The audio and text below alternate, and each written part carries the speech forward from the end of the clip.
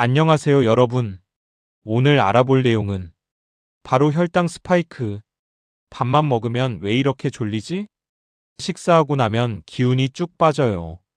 방금 먹었는데 또 배고파요. 혹시 이런 경험 있으세요?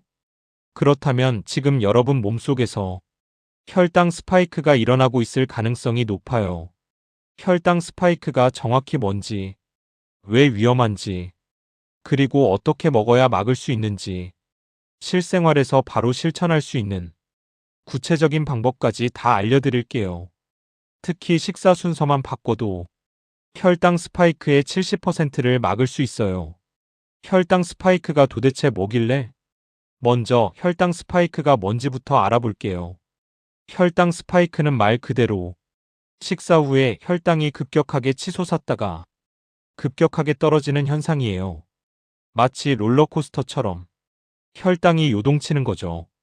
정상적인 경우를 보면 식사 후 혈당이 천천히 올라갔다가 천천히 내려와요. 보통 140mgdl 이하로 유지되죠. 하지만 혈당 스파이크가 있는 경우는 식사 후 혈당이 급격히 치솟아요. 180 심하면 200mgdl 이상까지 올라가요. 그 다음에는 또 급격히 떨어지면서 저혈당 증상까지 나타나는 거예요. 이게 하루에 3번, 1년이면 1000번 이상 반복된다고 생각해 보세요. 우리 몸이 얼마나 힘들겠어요? 나도 혈당 스파이크? 자가 체크해 보세요. 그럼 혈당 스파이크가 있는지 체크해 볼까요? 식후 12시간 이내에 이런 증상 있으세요?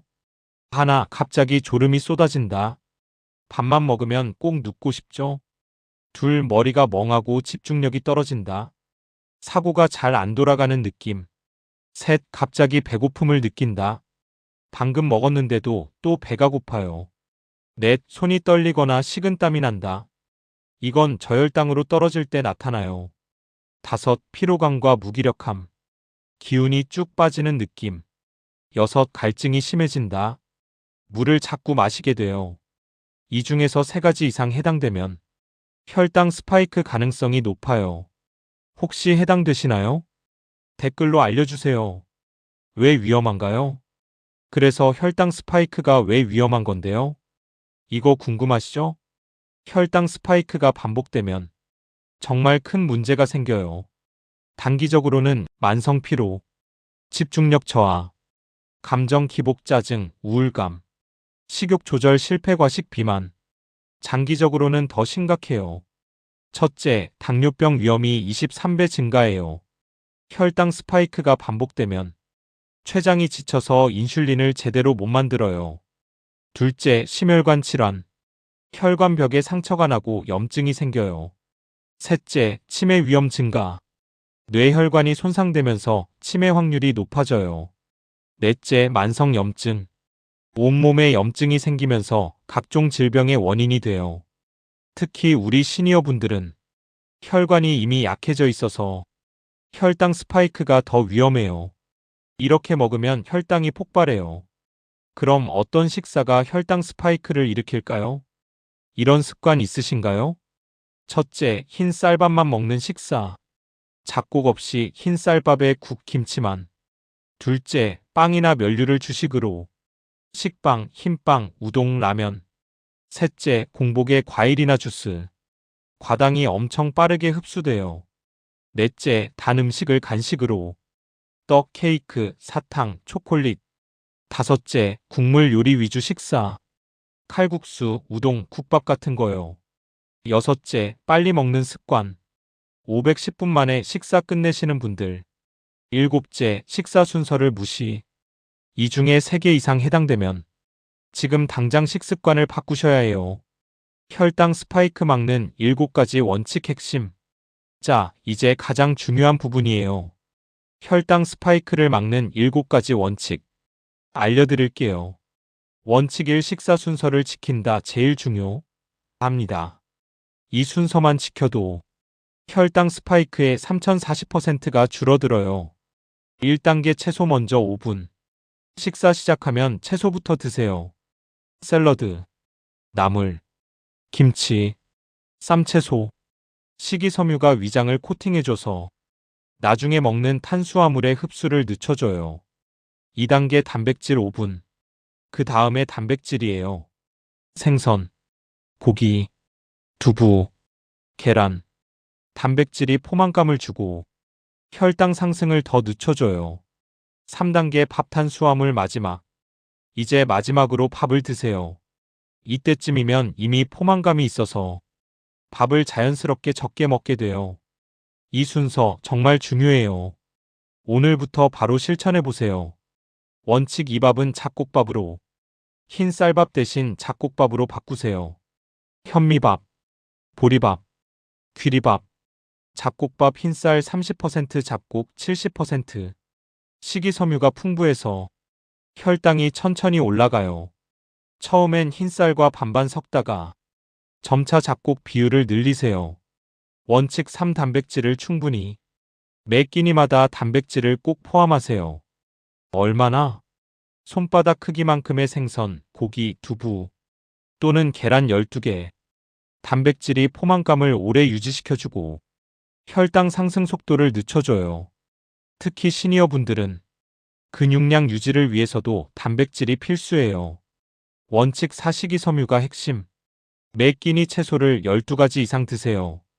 브로콜리, 양배추, 시금치, 버섯류, 미역, 다시마, 콩나물, 숙주.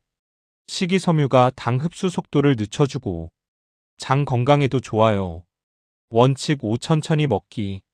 최소 20분 이상 식사하세요. 한 입 먹고 2030번 씹기. 젓가락을 내려놓고 대화하기. 물을 중간중간 마시기.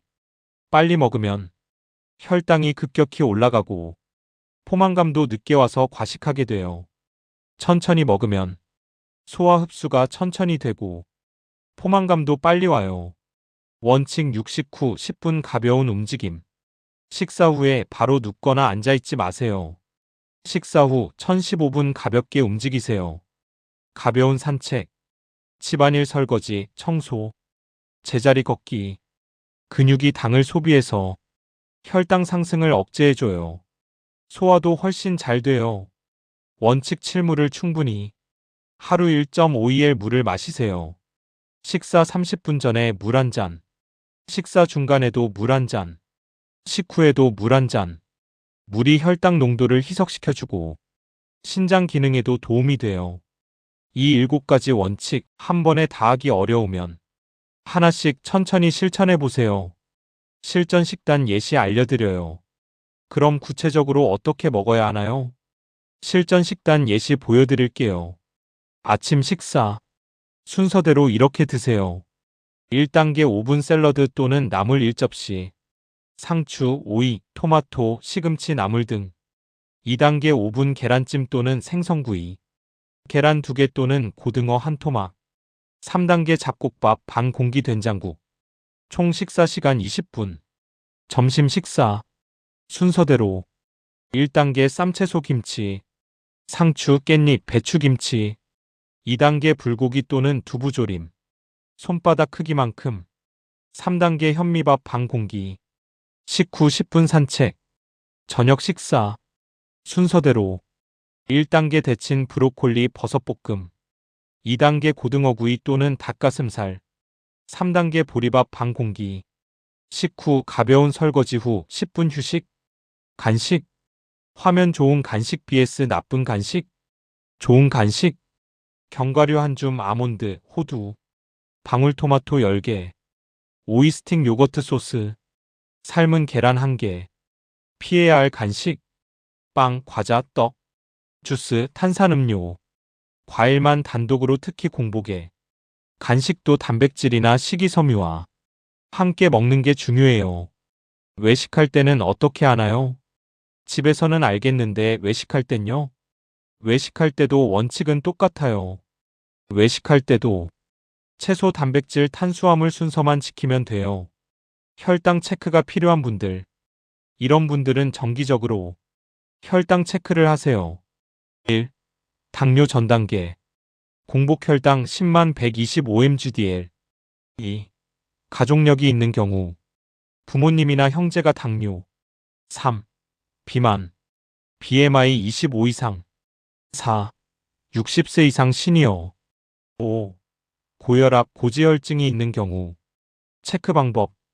병원 36개월마다 당화혈색소 검사. 집 식전 식후 2시간 혈당 측정기 활용. 요즘은 집에서도 쉽게 혈당 측정할 수 있으니까 한번 해보세요. 매일 실천 체크리스트. 자, 그럼 정리해 볼게요. 매일 실천 사항. 식사 순서 지키기, 채소 단백질밥. 잡곡밥으로 먹기. 매 끼 단백질 포함. 20분 이상 천천히 먹기. 식후 10분 움직이기. 물 충분히 마시기 1.5ml. 간식은 견과류, 채소 위주. 주간 실천 사항. 주 3회 이상 운동 30분 걷기. 체중 체크 일주일에 1회. 스트레스 관리. 충분한 수면 7시간. 처음엔 힘들어도 21일만 하면 습관이 돼요. 혈당 스파이크는 당뇨로 가는 빨간 신호등이에요. 하지만 지금부터라도 식습관을 바꾸면 충분히 건강한 노후를 보낼 수 있어요. 어렵지 않아요. 오늘 점심부터 바로 시작해보세요.